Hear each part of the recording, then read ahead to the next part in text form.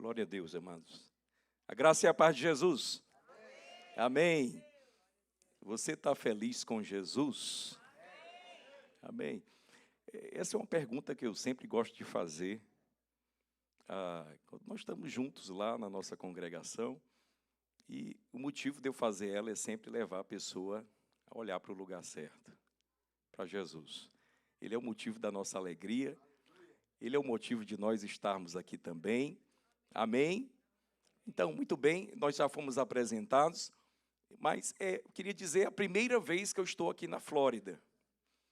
E fiquei muito feliz, assim, como nós fomos bem recebidos aqui pela videira de Orlando. Queria agradecer o pastor Márcio, esposa, louvado seja Deus. Mas uma outra coisa que a gente, quando vem nos Estados Unidos, não é a primeira vez, mas é a primeira vez que eu venho aqui na Flórida. A gente vê muitas coisas diferentes, bonitas, mas sabe de algo que sempre me marca, é encontrar uma igreja viva. E eu me senti tão bem aqui na hora do louvor, na hora da adoração, senti a presença de Deus, a unção. E eu disse, meu Deus, assim, o Senhor realmente está com o teu Espírito em todo lugar. Então, louvado seja Deus por essa igreja. E eu posso te dizer, a coisa mais bonita que eu encontrei até agora, aqui na Flórida, foi essa igreja viva aqui. Amém?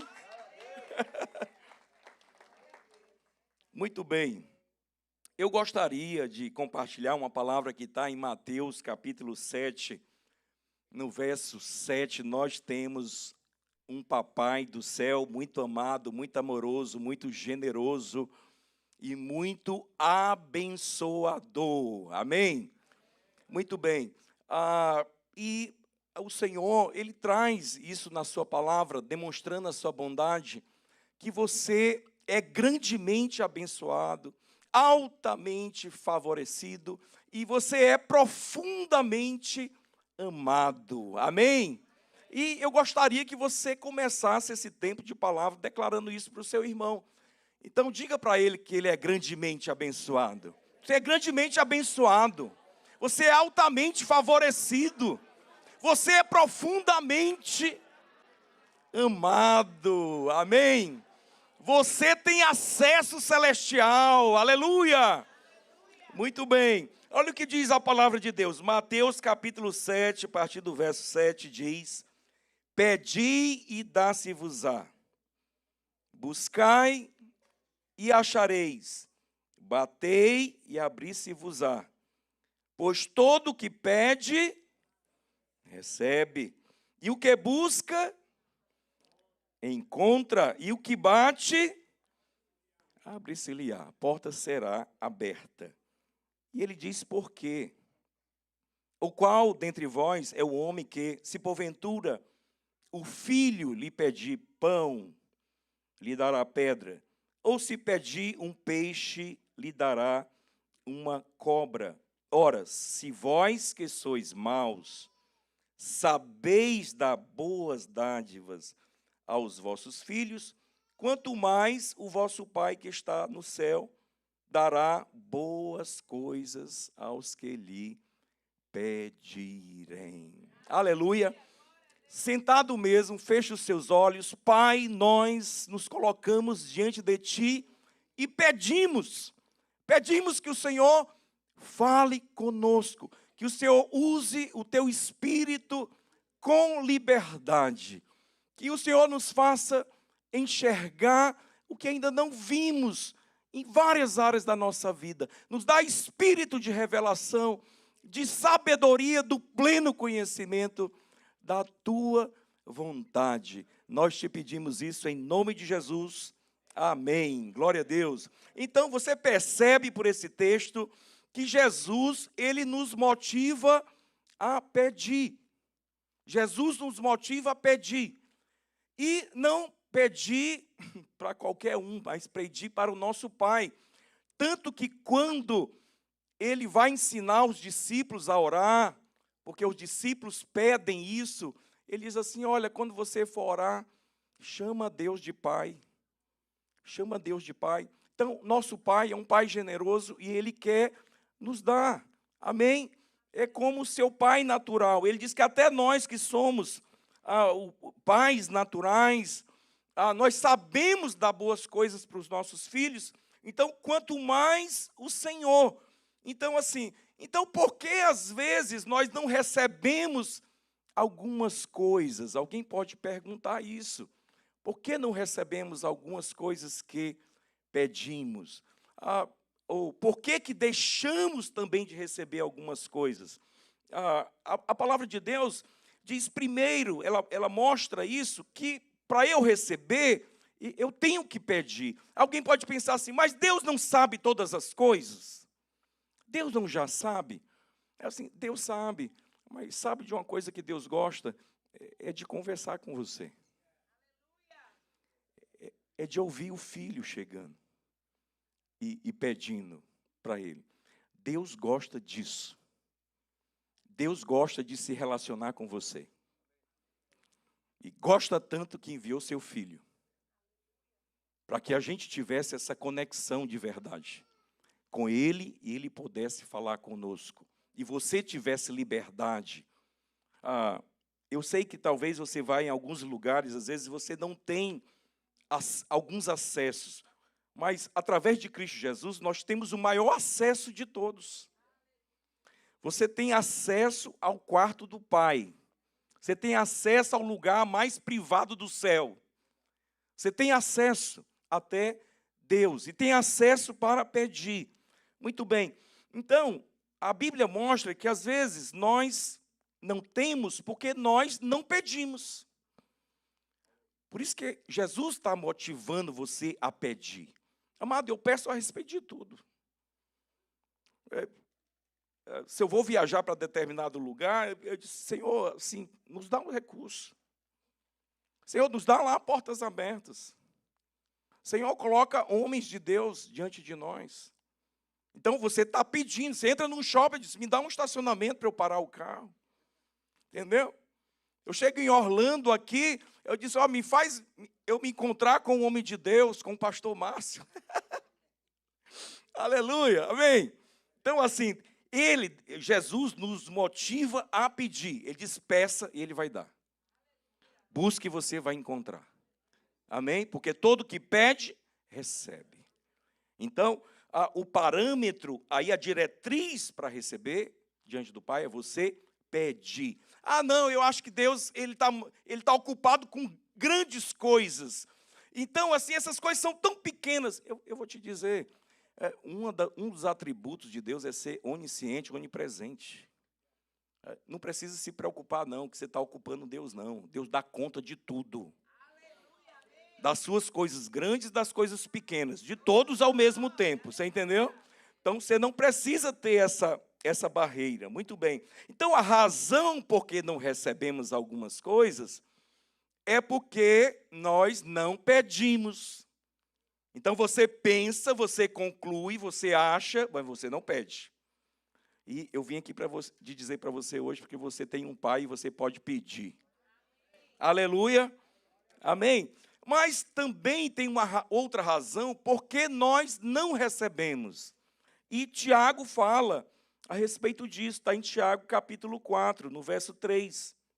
Ele diz, pedi e não recebeis, porque você pede mal. Ele diz, para esbanjar com vossos próprios prazeres. Então, presta atenção. Deus quer fazer fluir todo tipo de riqueza através de você. Quem diz amém? Mas toda a riqueza do céu, ela tem um propósito. E o propósito dessa riqueza é o reino de Deus. Você está no reino de Deus, sua família está no reino de Deus, a igreja está no reino de Deus, e Deus precisa de um coração para fazer fluir essas riquezas. Então, às vezes, eu peço algo e não recebo. Por quê? Porque tem uma motivação atrás daquilo. Assim, a fé, ela é extremamente importante. Sem fé eu não posso agradar a Deus. Eu tenho que crer que Deus é bom. Eu tenho que crer que Deus existe. Eu tenho que crer que Deus é galardoador, recompensador daqueles que o buscam. Mas Quando eu busco o Senhor, eu preciso ter uma motivação correta no meu coração, né? E essa motivação, ela também é importante para nós recebermos. Então, diante de Deus, você pode pedir coisas pequenas, pode pedir coisas grandes, mas você deve prestar atenção para a motivação. Por isso que a Bíblia também vai trazer um texto que está em 1 João, que é a carta de João, primeira carta de João, capítulo 5, verso 14, que diz assim: esta é a confiança que nós temos para com Ele, que se pedirmos alguma coisa, segundo a sua vontade, Ele nos ouve. Se pedirmos alguma coisa, segundo a sua vontade, Ele nos ouve. Então, por que é tão importante nós termos um coração alinhado com o Senhor? Porque é tão importante a sua intimidade diária. Porque é tão importante você estar ali com o coração juntinho, ligado ao Senhor. Porque quanto mais você flui dessa maneira, mais você percebe pelo Espírito a vontade do Senhor. E mais, quando você for fazer a oração pedindo, vai estar alinhado com a vontade de Deus. Pode crer no que eu estou te dizendo, que é isso que a palavra de Deus diz. Tudo que você pede, segundo a vontade do Senhor, Ele vai te dar. Aleluia. Muito bem, quando eu estava refletindo a respeito disso, me veio o seguinte pensamento. Assim, homens de Deus, ao longo da história, fizeram todo tipo de oração. Algumas orações que muitos ouviram, a oração sendo feita, outras orações foram feitas em secreto. Algumas orações foram por coisas pequenas e outras por coisas grandes. Eu creio que você honra a Deus quando você pede coisas grandes. Porque o seu Pai Celestial é um Deus grande. Então, quando você ora pedindo algo grande, você está honrando Ele. Quer dizer, você tem confiança, crê que Ele é capaz de dar e que Ele é bom. É lógico que, como eu disse, tem que ser segundo a vontade dEle, por isso o coração alinhado.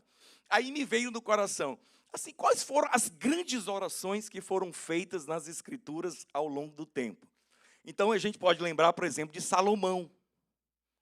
Salomão, que reinou, é filho de Davi, quando ele assume o reino, ele vai buscar a Deus.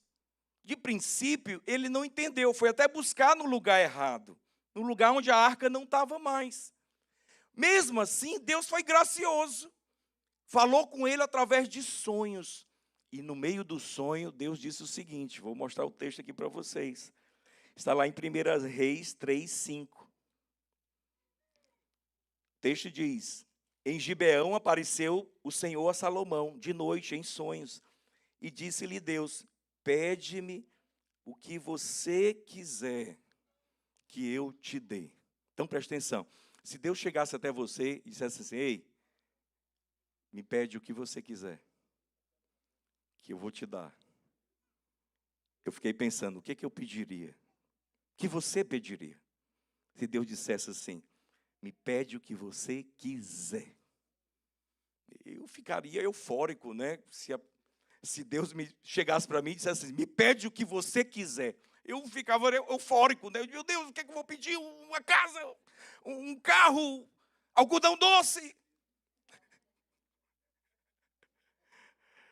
Você ia ficar eufórico, né? Para saber. Mas Salomão, ele alinha o coração com a vontade de Deus. E ele diz assim: Senhor, me dá sabedoria para liderar o teu povo, para entrar e sair diante dele. E aí Deus disse assim: olha, porque você me pediu isso, e não me pediu riqueza, e não me pediu para derrotar os seus inimigos, eu vou te dar não só sabedoria, mas riqueza, vitória, e outra coisa que alguém pediria, longevidade. Eu vou dar isso para você também. Ele disse que ia dar tudo. Ele alinhou o coração dele com a vontade de Deus. Você entendeu o que eu estou falando? Amém? Então disse assim, essa oração é uma oração poderosa, é um pedido poderoso. Apesar de ser um sonho, e ele chegar para falar com Salomão, então, toda conversa que é com Deus, eu entendo que é uma oração. Amém? Você entende também? Então ele diz, pede o que quiser. Salomão fez isso. Eu disse, não, essa é a maior oração. Mas aí depois eu fui encontrar nas Escrituras que tem outras orações também poderosas. Por exemplo, quando Josué está lutando, e eu não sei se você já viu isso na Bíblia, e ele pede para que o sol parasse no vale de Aijalon, para que ele tivesse mais tempo para lutar. E eu achei também esse pedido, essa oração, muito interessante. Josué, capítulo 10, no verso 12. Olha o que diz a palavra de Deus. Então Josué falou ao Senhor, no dia em que o Senhor entregou os amorreus nas mãos dos filhos de Israel, e disse na presença dos israelitas. Olha o que ele disse, todo mundo ouviu essa oração. Ele não fez isso escondido. Olha o tamanho da confiança dele. Ora, ele disse, sol, detente em Gibeão, e tu, lua, no vale de Ajalon. E ele disse que o sol se deteve, e a lua parou, até que o povo se vingou dos seus inimigos. Não está isso escrito no livro dos justos? O sol se deteve no meio do céu, e não se apressou a pôr-se quase um dia inteiro. Não houve dia semelhante a esse. No dia que ele fez essa oração, houve um dia diferente. E eu creio que há orações que você faz que vai lhe dar um dia diferente de todos os outros que você já experimentou. Ele diz que ele fez uma oração e esse dia se tornou algo diferente. Não houve dia semelhante a esse, nem antes, nem depois dele, não houve, tendo o Senhor atendido a voz de um homem. Ele atendeu a voz de um homem. A palavra de Deus confirma que para os filhos o céu está aberto. E esses homens eram homens de Deus. Mas você sabia que eles estavam ainda vivendo uma aliança anterior. Então preste atenção. Eles que estavam na aliança anterior tinham um acesso dessa maneira. Imagine você que está em Cristo Jesus. E a carta de Tiago diz, no capítulo 4, que Elias era homem sujeito às mesmas fraquezas que nós. Eu tenho fraquezas, você também. Ele diz que ele, homem, sujeito às mesmas fraquezas, ele orou e o céu se fechou. E depois de 3 meses e meio, ele orou de novo e veio a chuva. Então, por que eu estou dizendo tudo isso?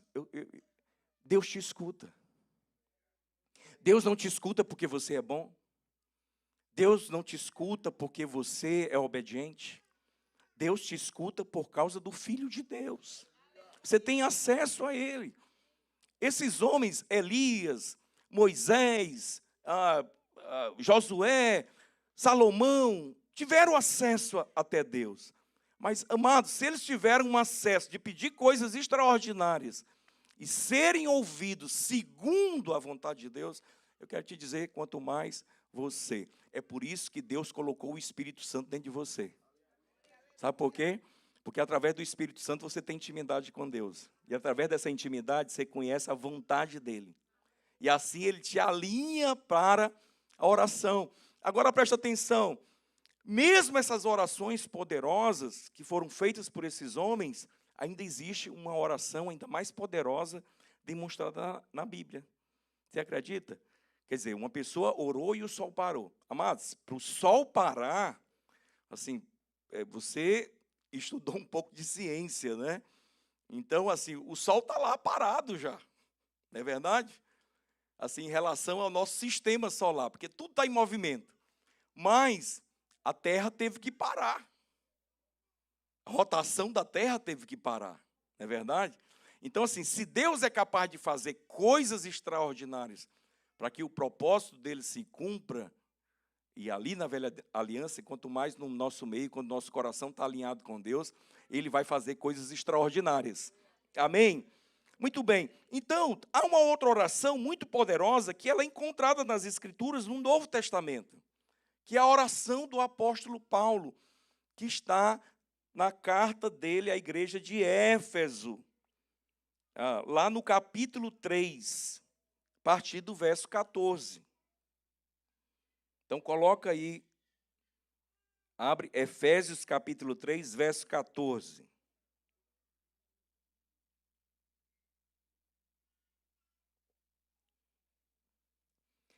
Antes de fazer essa oração que ele faz ali no capítulo 3, ele escreve essa oração, ele fala no capítulo 1 que ele não para de orar pelos irmãos. Hoje, antes de vir para cá, eu orei por essa igreja. Eu disse, Senhor, eu quero fazer como o apóstolo Paulo, vou orar pela igreja videira em Orlando. Porque nós desejamos que essa igreja cumpra o propósito dela aqui nessa cidade. Ela glorifique a Deus. Assim, nós estamos aqui, a igreja está aqui para revelar Cristo. Nós não estamos aqui só por causa dos nossos propósitos ou nosso querer. Não. A igreja tem uma glória, é a glória de Cristo que está sobre ela. Então, tudo que nós fazemos, vivemos, e o que você recebeu foi uma vida nova. É a vida de Cristo dentro de você. Vida cristã é vida de Cristo em nós. Então, Paulo ora pela igreja de Éfeso, no capítulo 1, pedindo que eles sejam cheios do espírito de revelação e de sabedoria, para eles entenderem o chamado deles. Isso é, tudo começa com a revelação de quem Deus é e o que Ele fez conosco. Tanto é que, lá na nossa congregação local, o ministério local, nós elegemos alguns valores como valores assim principais. O primeiro deles é revelar o propósito de Deus. Por quê? Porque se alguém não conhece o propósito de Deus ou o que Deus está fazendo, como eu vou cooperar com Ele? Como as minhas orações serão alinhadas com o que Deus está fazendo? Então, essa é a primeira coisa que nós deixamos claro para as pessoas. Deus está fazendo algo, construindo algo, edificando algo, e nós fomos convidados para o privilégio de fazer parte disso. Então, todos nós estamos nessa mesma obra. Nós estamos no Piauí, vocês estão em Orlando, mas nós estamos na mesma edificação, na mesma construção. E eu acho que você até percebeu já pela linguagem que eu estou usando, que o seu pastor fala não é diferente do que eu falo, não é diferente do que o pastor Aloísio fala. Todos nós estamos na mesma construção. Amém? Então, o apóstolo Paulo, ele faz essa oração pelos irmãos. Ele queria que os irmãos tivessem revelação do propósito de Deus. É a primeira oração. E isso é muito poderoso. Na verdade, eu creio que essa é a chave que diferencia alguém que está ali participando do culto, que vem aqui a cada domingo participar do culto, e alguém que entendeu o que Deus está fazendo. Porque quando eu passo a entender o que Deus está fazendo, eu já chego para o pastor, para o líder de célula, e já digo, Senhor, eu estou aqui disponível, eu quero fazer, e a oração que os pastores mais fazem, que é, Senhor, a seara é grande, manda mais trabalhadores para a sua seara, ela é respondida. Quando as pessoas conhecem o propósito de Deus. Amém? Assim, Deus tem propósito específico para a sua família? Tem. Mas o propósito da sua família está inserido dentro do propósito do reino de Deus. Amém? E é isso que precisa estar claro para nós. Mas essa é o início da carta. Porque no capítulo 3, ele vai fazer uma das orações que eu considero a oração mais poderosa que existe. Que alguém já fez. Pastor, mais do que Salomão, mais. Mais do que Josué, mais do que Josué. Mais do que Elias, mais do que Elias. A oração mais poderosa que está na Bíblia é essa aqui. É a maneira que eu vejo. E eu vou te dizer por quê. Porque agora, Paulo, depois de orar por revelação, ele está pedindo pela edificação da igreja. É isso que o apóstolo Paulo está fazendo. E aí, como é que ele começa a oração? Está no verso 14? Tá. Muito bem. Eu olhei para cá, não entendi nada. É para cá. Certo. Ele diz, por essa causa ele orava. Por essa causa me ponho de joelhos diante do Pai, de quem toma o nome toda a família, tanto no céu como na terra. Por essa causa, essa expressão se reporta a quê? A tudo que está escrito ali, desde o capítulo 1 até esse momento. Ele está falando da igreja, ele está falando da obra do Calvário, ele está falando do mistério de Deus, que estava oculto por séculos e gerações, e através da obra de Cristo Jesus foi revelado para nós. Que mistério é esse? Que mistério é esse? É Cristo em nós, a esperança da glória. É a revelação de Deus, é a igreja, é o Senhor na igreja e a igreja no Senhor. Você entendeu? E aí ele vai dizer o seguinte, no verso 16, que nós lemos o 14 e o 15, né? Ele vai dizer, ele ora para que, segundo a riqueza da sua glória, que sejais fortalecidos com poder, mediante o seu espírito no homem interior. Então, como ele começa a oração? Eu oro para que vocês sejam fortalecidos. E o motivo dessa palavra é o fortalecimento dos irmãos hoje aqui. Eu oro para que os irmãos sejam fortalecidos. Agora, Paulo, ele ora para que os irmãos sejam fortalecidos, não de qualquer forma, mas há uma fonte desse fortalecimento, que ele diz que é segundo a riqueza da sua glória. E mediante, tem uma maneira disso acontecer, ele diz, mediante o seu espírito no homem interior. Vou te dizer, não tem como Deus te fortalecer se primeiro o espírito dele não está dentro de você. Então, ele chegou por novo nascimento. O Espírito está dentro de você. E uma das coisas que o Espírito Santo quer fazer todo o tempo é te fortalecer. Ele deseja isso. Eu sei que às vezes nós vamos buscar resposta para a nossa alma, né? Eu sei que você fez aqui o cursão, e estudou sobre corpo, alma e espírito. E assim, a nossa alma, ela tem que ter o Espírito como fortalecimento. Por isso que ele diz aqui, né? Para que você seja fortalecido segundo a riqueza da sua glória, da glória de Deus, mediante o Espírito no homem interior. Então, assim como nós temos que lidar com bactérias, com germes, naturalmente o nosso corpo, e às vezes ele está mais fraco, às vezes está mais forte, e aí você toma vitaminas, você precisa ter um corpo fortalecido para trabalhar nas coisas naturais. Pois muito bem, assim, Deus ele tem um corpo, é o corpo do seu filho, é a igreja. E acredite, uma das coisas que ele quer sempre é fortalecer esse corpo. E ele não faz isso de qualquer maneira, ele faz isso pelo Espírito. Ele faz isso manifestando seu poder pelo Espírito. E ele diz que é segundo a riqueza da sua glória. Então, a maneira como nós somos fortalecidos é segundo a riqueza da sua glória. Amém? Então, presta atenção, o que é a riqueza da glória? É o depósito de suprimento do Senhor. O Senhor tem um depósito de suprimento para você. A gente que anda aqui nos Estados Unidos, né, o suprimento a gente vai gastando, vai acabando o dinheiro que a gente traz para a viagem, né? A gente fica atrás de suprimento. Pois bem, ele quer te dar segundo a riqueza da glória dele. E, na verdade, Deus quer que a gente conheça isso que ele está falando de riqueza da sua glória. Olha o que diz Colossenses capítulo 1, verso 26. Olha o que diz o texto.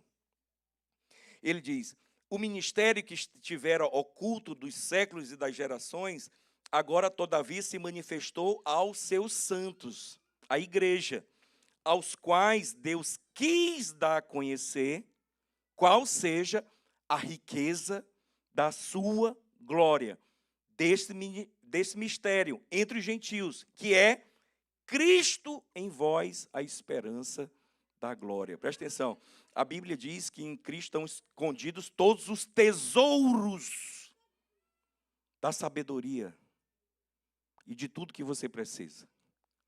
O pastor Luiz gosta de dizer, olha, às vezes a gente tem dificuldade com a questão de recurso, mas a gente pensa o seguinte, estou precisando de mais dinheiro. Não, você está precisando de sabedoria para ganhar dinheiro. E eu estou com dificuldade no meu relacionamento conjugal. Não, porque você está precisando de sabedoria para viver o casamento. E toda essa sabedoria está em Cristo. Só que Deus não resolveu não deixar essa sabedoria longe de você. Quando você nasceu de novo, a riqueza da glória dele, que é Cristo em nós, veio habitar dentro de você. O Espírito Santo. Quer dizer, tudo que você precisa está nesse depósito celestial que ele já fez na sua vida. Agora, nós precisamos pedir. Nós precisamos, pela fé, acessar. Mas tudo está disponível para nós através de Cristo Jesus. Por isso que ele diz que é segundo a riqueza da sua glória. É por isso que o apóstolo Paulo também, escrevendo aos Filipenses, no capítulo 4, no verso 19, ele diz assim, olha, e o meu Deus, segundo a sua riqueza em glória, há de suprir em Cristo Jesus cada uma das vossas necessidades. Então, por que ele fala numa carta, fala na outra, e na mesma carta, repete no início, fala novamente? Eu vou te dizer, ele está querendo que você tenha certeza que você recebeu essa fonte, e que você tem acesso a ela, e que ele não te dá de qualquer maneira, mas segundo a riqueza da sua glória. É assim que ele faz. Amém? Mas Paulo continua a sua oração. E no verso 17, ele diz o seguinte, é assim habite Cristo em vosso coração pela fé. Como Cristo habita no nosso coração? Pela fé. Num dado momento que você, como eu, que estava nas trevas, você recebeu luz. E você foi transportado do império das trevas para o reino da maravilhosa luz do Senhor. Naquele dia houve um novo nascimento. Você nasceu de novo, o Espírito veio habitar dentro de você. Mas, presta atenção, ele não preencheu ainda todo o seu ser. Porque você sabe, você estuda na escola, aqui no cursão, que você é corpo, alma e espírito. Deus não habita no corpo. Mas Deus habita no Espírito. Mas Deus não quer ficar só no Espírito. Deus quer expandir. Deus quer transbordar naquilo que a Bíblia chama muitas vezes de coração. Coração. Habite Cristo no vosso coração pela fé. Ah, pastor, Cristo já está em mim. Está no seu espírito. Mas Ele quer te preencher de toda a plenitude. Então, Ele quer transbordar do seu espírito para a sua alma. É isso que promove transformação. Ninguém se transforma. Eu não me transformo. Eu mesmo não mudo o meu casamento. O que é que muda o meu casamento? Estou dando um exemplo do casamento. É o transbordar do espírito na minha vida, na minha alma, para mudar o meu casamento. Quanto mais nós damos vazão para o espírito, mais fluir dele vem naquela área. Então, quanto mais a única coisa que você faz depois da fé, através da fé, você se rende para Deus fazer. Mas o que é que a gente encontra sempre, né? É as pessoas, pela sua força, querendo mudar determinada coisa, determinado negócio, o casamento. Não funciona assim no reino de Deus. A operação é Ele fazendo, nós só somos os cooperadores. Então, Paulo está orando para isso, que segundo a riqueza, quer dizer, da glória, da fonte correta, Cristo habite de uma forma que preencha o coração dos irmãos. Então, esse coração aqui não se reporta só ao espírito, mas à totalidade do nosso ser. O homem interior, a gente usa essa maneira didática de falar, alma e espírito. Mas, amado, essas duas coisas são assim, ó. Tanto é que a palavra de Deus vai dizer lá em Hebreus capítulo 4, no verso 12, a palavra de Deus que faz a separação entre alma e espírito, né? Juntas e medulas. Mas é tão unido que você tem dificuldade de perceber. E o que Deus quer é que haja esse avanço do que Ele já fez no seu espírito para o interior da sua alma. Amém? Quanto mais isso acontece, mais estável você fica. Por que é que muitos irmãos, às vezes, ficam atribulados, com medo de determinadas situações? Não há problema nenhum ter medo dos desafios, né, das dificuldades que chegam. O medo é algo natural que vai vir. Agora, permanecer com medo é que não é o que Deus quer. Ele quer a sua alma estável. Ele te colocou sobre um fundamento firme. Por isso que Jesus é apresentado como uma rocha, fundamento. Mas é o princípio, mas ele quer crescer nessa edificação. Você entendeu? Ele quer crescer. Então, diante dos desafios, é que você tem ainda mais possibilidade de se derramar quando a sua fé opera. Aí você tem mais transbordado do Senhor. E aí você vai ficando cada vez mais firme, mais estável, mais confiante. Você está me entendendo? Amém? Glória a Deus. Muito bem. Então o apóstolo Paulo, ele faz essa oração por essa igreja tão amada que era a igreja de Éfeso. Amém? Então, o que é que isso quer dizer, que eu falei para você até agora, do coração ser preenchido? Porque a revelação, ela é muito importante. Mas a vida cristã não se resume à revelação. Você precisa ter experiência com o Senhor.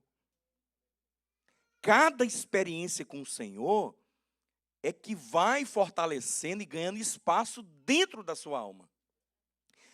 Cada experiência que você vive com o Senhor, ela tem uma possibilidade, dependendo como você se aproxima do Senhor com fé, naquele momento que está acontecendo, de você ser fortalecido naquele momento. Você está entendendo o que eu estou falando? Então, por exemplo, o pastor Luiz gosta de usar um exemplo bom disso no cursão. Ele disse, olha, quando Pedro recebeu revelação, ele está com os apóstolos, Jesus está com o apóstolo, e ele pergunta assim, quem o povo disse que eu sou? Ele diz, não, eles estão dizendo que o Senhor é João Batista, que o Senhor é Elias, que ressuscitou. E vocês dizem que eu sou quem? Aí Pedro disse, olha, você é o Cristo, o Filho do Deus vivo. Quando ele disse aquilo, Jesus diz assim, olha, quem te revelou isso não foi carne nem sangue. Isso não é ideia sua, isso não veio da sua inteligência, nada disso, isso veio do céu. Então, ter revelação é primordial, é o ponto de partida. Só que os dias se seguiram e Pedro, por exemplo, ele é confrontado com essa revelação. Então, quando ele é levado para o monte onde há a transfiguração de Jesus, e aí ele fica ali perplexo, porque está Elias e Moisés, quer dizer, ele quer dar ênfase para os outros dois do mesmo jeito que Jesus. Quer dizer, a revelação ainda não estava entrando numa prática, numa experiência. Ou quando chegaram para ele os fariseus e perguntaram, teu mestre não paga o imposto do templo? E ele foi perguntar para Jesus. Quando ele entrou na casa, Jesus diz assim, Pedro, de quem os reis cobram impostos na terra? Dos filhos ou dos estranhos? E aí Pedro diz, dos estranhos. Pois então, né? O que é que ele precisava saber com a revelação que ele tinha? Ele tinha que responder assim para essa pessoa que perguntou, ele é o filho de Deus, ele é o dono da casa, ele não precisa pagar imposto. Quer dizer, eu tenho revelação e eu estou tendo experiência, certeza, verdade, segurança. Aí Jesus disse assim, olha, mas para que não escandalize eles, vai lá, pesca, pega uma moeda, paga por mim e por ti. Então presta atenção, ter revelação, joia. Mas Deus está nos conduzindo pelo Espírito para ter experiência. E nisso você ser fortalecido. Amém? Então, não fique com receio das dificuldades que vão se aproximar até você. Você tem um pai que é generoso. Ok? Ele é generoso. Então, às vezes assim, a gente não quer entrar na fornalha, mas às vezes ele vai permitir que você entre na fornalha. Eu estava falando para os irmãos a respeito da glória do Senhor. Eu disse assim, olha, quando as coisas ficam escuras atrás de você, é o momento que você mais aparece na frente. E, na verdade, o que é que Deus deseja mostrar? A glória dele. Quando tudo fica escuro atrás, e você dá ouvidos à voz de Deus, do Espírito Santo, e a resposta do Senhor vem através da sua vida, aí você brilha no escuro. Quer dizer, quem você está refletindo quem? Jesus. Porque o que Deus quer revelar para o mundo é Jesus Cristo. Sempre, sempre, sempre, sempre. Amém? Muito bem. O apóstolo Paulo continua orando. E o que é que ele diz aqui? No verso 18. Estamos no verso 18. Amém, irmãos? Aleluia. Estão acompanhando? Ele diz, a fim de poderes compreender com todos os santos qual é a largura, comprimento, altura e profundidade, e conhecer o amor de Cristo que excede todo entendimento, para que sejais tomados de toda a plenitude de Deus. Então, preste atenção. O amor na obra de Deus, ele é fundamental. O amor para você romper e avançar, ele é fundamental. Preste atenção. O amor é a motivação da sua salvação. Você não foi salvo pelo amor. Algumas pessoas acham que elas são salvas pelo amor. Ah, Deus me amou, Ele me salvou. Não. Deus precisa dar um jeito, aplicar a justiça. A base da sua salvação é justiça. Mas a motivação dele manifestar essa justiça é o amor. Então, preste atenção. A fé também é essencial. Mas a fé precisa operar pelo amor. A salvação, Deus mostrou a justiça dele. Mas a motivação dele fazer isso foi porque amou você. A Bíblia diz, Deus amou o mundo de tal maneira que deu o seu filho por você. Mas a motivação não é suficiente. Ele precisava aplicar a justiça. E ele fez isso quando descarregou sua ira sobre o seu filho por causa de todos os nossos pecados. Aí ele revelou a justiça dele, mas a motivação dele fazer isso foi o amor. Então preste atenção. Muitas vezes nós estamos... Por que eu estou dizendo isso? Porque quando Paulo ora pelos irmãos, que eles sejam fortalecidos, que eles sejam cheios do Espírito Santo, mas para que eles tenham conhecimento do amor de Deus. Esse conhecimento não é um mero saber. Irmão, você sabe que Deus ama você? Eu sei. Esse conhecer é fruto de uma experiência com o Senhor. Esse conhecer está aí, esse conhecer é de experimentar. Paulo diz assim, olha, se é que vocês experimentaram que Deus é bom. Então, é como alguém que faz ali um bolo, que, vamos dizer, ninguém é para tocar nele ainda, mas aí você, mas eu quero experimentar. Aí você vai lá colocar o dedo, né, para experimentar. Então, assim, Deus quer que você experimente que Ele é bom. Amém? Deus quer que você experimente. Aí, alguém pode pensar, pastor, então eu tenho liberdade para pedir o que eu quiser. Segundo a vontade de Deus. Tem. Mas você deve pensar no seguinte, Deus, Ele se agrada de quem se aproxima com fé. Hebreus, ele vai falar disso, Hebreus capítulo 11. Deus se agrada daquele que se aproxima com fé. Agora, por trás dessa fé, dessa confiança, tem que ter a motivação correta. E ele diz que ele orava para que os irmãos conhecessem o amor que excede todo entendimento. Um amor que tem dimensões. Você sabia que sem você, sem esses irmãos aqui que estão na minha vida, lá na minha congregação, eu não teria condição de experimentar, conhecer esse amor que excede todo entendimento? Sem a minha esposa, eu não seria capaz de conhecer o amor de Deus, de fato, que excede todo entendimento, excede sua forma de pensar. Como conhecer algo que excede a sua forma de pensar? Se alguém chegasse para você e você perguntasse assim, me explica como é o amor de Deus. não tem como você entender com a sua mente. Eu gosto de ler um autor, conhecido ele, C.S. Lewis, que escreveu as Crônicas de Nárnia. Ele não escreveu só aquilo, ele escreveu outros livros maravilhosos.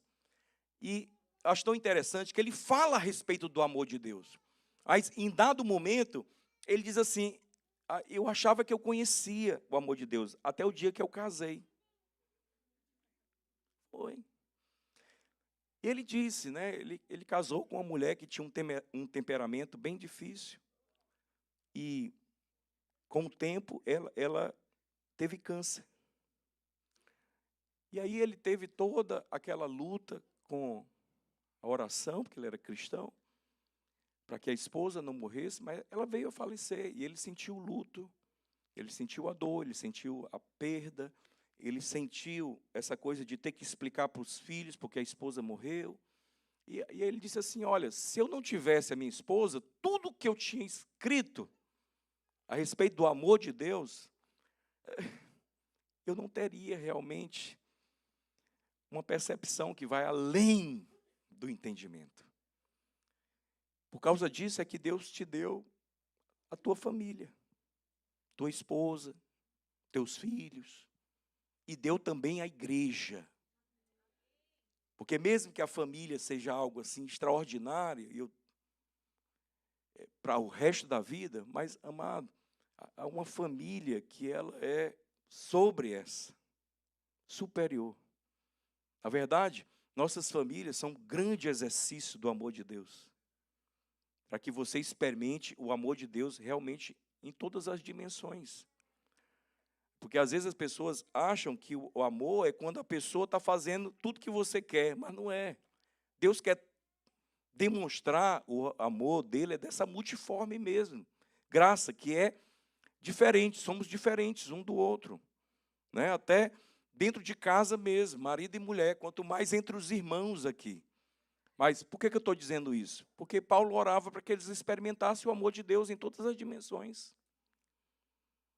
Então, você nunca ache que você já experimentou esse amor, nessa plenitude. Não, ele orava para que os irmãos experimentassem em todas as dimensões. Por que ele usou dimensões aí? Porque alguns versículos anteriores, nos capítulos, ele fala que a igreja é o edifício de Deus. Por isso que ele diz, olha, essa construção, ela tem comprimento, ela tem profundidade, ela tem altura. Você entendeu? Amém? E nós fazemos parte dessa construção. Então tem algo, e eu creio nisso, a igreja brasileira, de alguns anos para cá, eu percebo ela rompendo ainda mais aqui nos Estados Unidos. Eu vejo isso. E, amado, a maneira dela crescer não é uma fórmula, é o Espírito. E uma fé que opera pelo amor. Deus quer usar vocês para amar o povo dessa nação. Ele quer fazer isso. Ele quer mostrar a riqueza da glória dele. Ele quer fazer resplandecer Cristo através da sua vida. Eu vou te dizer, eu não posso revelar Cristo sozinho. Não posso. Sozinho é limitado. Deus é trino. Deus em si já é um grupo. Você entendeu? Assim, com muito cuidado, falo isso.